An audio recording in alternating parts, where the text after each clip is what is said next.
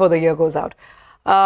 Going back to that top story on Accenture, now we all know about this big beat, 9% quarterly revenue growth coming in, which was higher than estimates. There was margin expansion as well. Not just that, the company went ahead and raised its full year guidance for FY25 from 3 to 6%. Now that guidance band is 4 to 7%. So what's the read-through for Indian IT?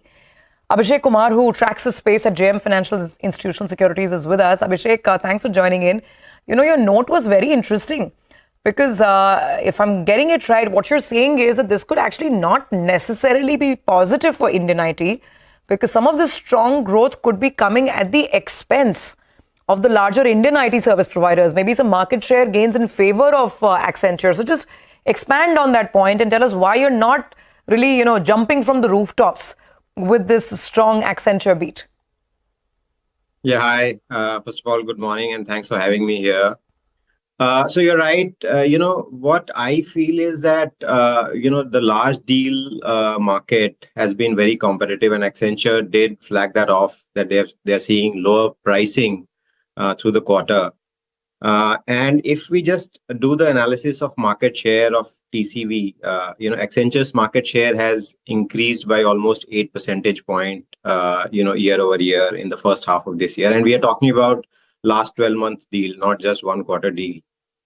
So it seems that, and at the same time, we have seen the likes of Infosys and TCS reporting slightly weaker deal wins. So it seems that Accenture is winning more at this point. They have been very vocal in saying that they have pivoted towards larger transformation deals. So given that the client budgets are still constrained, there are no signs of discretionary pickup as yet, and a limited pool of deals in the market. A larger player winning and beating revenues on the back of those deals ramping up is not necessarily a positive read-through for the peers. So yeah, that's my take on Accenture. Okay, all right. You're pouring some cold water this morning, Abhishek, on the enthusiasm that we had, but making very, very valid points. A couple of positives, though, is like the BFSI segment that they reported. There was a good sequential growth out there. Shouldn't that be a positive read-through for those companies that have a high exposure out there? How do you see that panning out? And also tell us, what is your top pick from the tech space? Yeah, so first on BFSI, yes. So see, I think, there are positives clearly out of the result. I'm just not as enthused as what the stock reaction reflected. As you said, financial services clearly a positive. The growth was broad-based, and also the fact that there were no negative surprises. Right, we are coming out of a period where constantly there were client-specific ramp downs or some other negatives, which were kind of clouding the overall growth. But no negative surprises is a positive thing.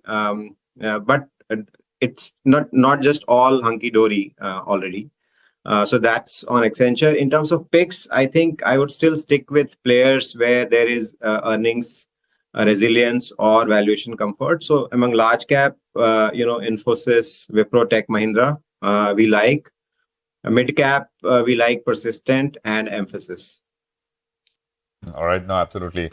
Abhishek, so for those sort of watching day on day kind of reactions, I think what takeaway is maybe if you get a bit of a pop, by the end of the day, things fade out, right? On the back of this, just this Accenture pop. And you put out those sort of picks, etc. As well. So the big story from a US perspective, of course, is going to be Trump and what he does, etc. Anything from that policy perspective which will matter, or you think it's just the underlying sort of fundamentals and demand environment, etc., which will be important. By the way, I was reading, there was this AWS conference, and I was reading notes of it, and there was general this view expressed that US government software spending is like something that both Musk and Mr. Ramaswamy want to cut, and they hate it. I am not sure how exposed Indian IT services companies are to that segment per se, maybe at a first level or a second order impact. Any thoughts at all, Abhishek? Yeah, you're right. I think Trump administration is looking at making their tech spend a lot more efficient. And Indian IT services players do not explicitly disclose their exposure to US federal government. Accenture obviously has a higher exposure to federal government in US. But my sense is, whenever there is a need for efficiency in a tech landscape, IT services players generally, benefit from that. I don't know what is the current status of their tech spend, how much of it goes into software licenses and how much of it goes into services. So we need to be, a lot. It needs to be a more nuanced analysis before we can figure out if services players will necessarily benefit or, will lose out. But I think, any thought process towards making things efficient generally we have seen is positive for the services players. Abhishek, one final point. Again, now the currency, sentimentally, we all know directionally it's a good thing if the rupee depreciates for any exporter, including IT service exporters. But have you had a look at the recent positions in terms of the hedges and what kind of cross-currency impact we should be prepared for with the rupee now faltering to 85? Yeah, so I have not looked at hedges, but just in terms of cross currency, there will be a negative impact this quarter because dollar has strengthened against all currencies, right? Not just rupee, against euro, GBP, and those would result in maybe 1 percentage point impact in terms of cross currency headwind for the quarter for the sector in this quarter. All right, Abhishek, we'll leave it there. Thank you very much for joining us. So that is the view coming in from JM Financial's Abhishek on IT services. We'll go across to Mitesh now and Sudarshan to